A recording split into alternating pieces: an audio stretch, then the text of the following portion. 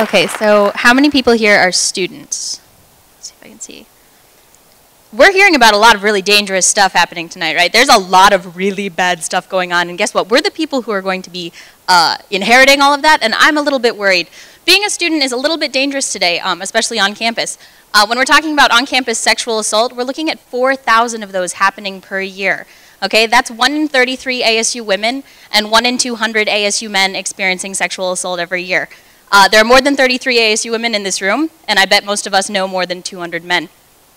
We have 250 cases of alcohol poisoning on campus every year. That's taken from the national statistics. And this is all stuff that we're going to notice, right? We notice unhealthy drinking habits happening right in front of us, and so this is stuff that's happening. Maybe somebody has friends experiencing this. Depression, also 1 in 7 college students will be diagnosed with depression during their time in college. We've got a lot of stuff going on. Depression has obviously bad consequences, and so this is a really big problem that we're trying to deal with. The cool thing is, these are all things that we can change. These are all things that we're seeing happening in front of us. These are things that are happening to our friends, our family members, and people in our lives.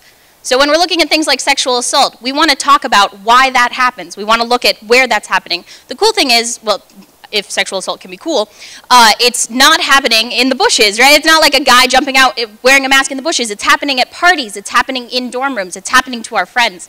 Alcohol poisoning, same thing. That's not something that we have no power to stop. That's something that we can change. So I'm going to talk about becoming an active bystander through the 7 steps to bystander intervention. That's a really neat title. I like it a lot.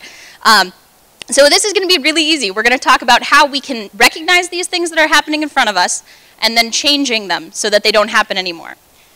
Step number 1 is recognizing that you care.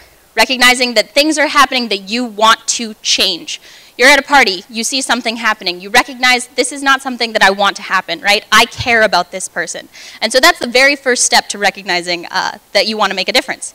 You need to see that problem, you need to identify it, and you need to say, okay, I know what's happening here. I see that he's pressuring her to take shots. That's not going to be okay with me. I see that he's drinking too much. I see that she hasn't come to class in a while, and I wonder if she's sad. So those are things that you're going to want to identify. Recognize the feelings that you feel. You're going to say, I feel like this when this happens. So this is something you're recognizing this affects you too. Having your friends being assaulted or getting sick or being depressed doesn't help you. So recognize your own feelings and use that empathy towards changing that situation. Next step is I want. You're going to say, this is what I want to make different. If you're in that situation at that party when you're seeing something, you're going to talk to that person and say, I want this to be different. I want you to be safe. Okay, so you're going to go up to that person and you're going to actually make a difference for them. Make sure before you do anything, you're saying, okay, what can I do? What are my different options? And so I can, within this party, I can take that person aside and say, you know what, let's maybe not do this. I'll help you get her number tomorrow. Maybe let's not drink so much right now, okay? Then we change to I will. Then you say, this is what I'm going to do. I'm going to change this situation right now, and I'm going to recognize my own power as a student, as an active bystander, and somebody in this situation who cares.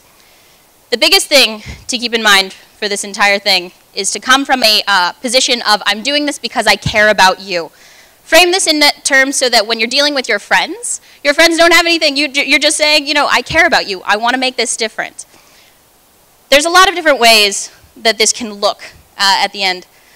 Sometimes, if you're dealing with something like alcohol poisoning, you need to call the police, right? Sometimes that's something where you need to get an ambulance there. So sometimes you need to take really drastic steps in order to make those changes because people's lives are on the line. Sometimes, however, it's really as simple as, oh, I want this slide to come up, tacos. Drunk people love tacos. How many people have recognized this, right? Okay, drunk people love tacos. You want a really easy way to diffuse a situation at a party? Say, I'm going to go get tacos. Do you want tacos? Everybody, hands down, show me a time when drunk people do not go get tacos. So tacos are a really important tool in this. If you have a friend who's depressed, who might need some help, you want to have a conversation with them. Now, you don't need a really scenic overlook like this. I've had conversations in ugly rooms. It's possible. Scenic overlooks are helpful. But if you're recognizing that, you know what, I have a friend who needs help, you could do that.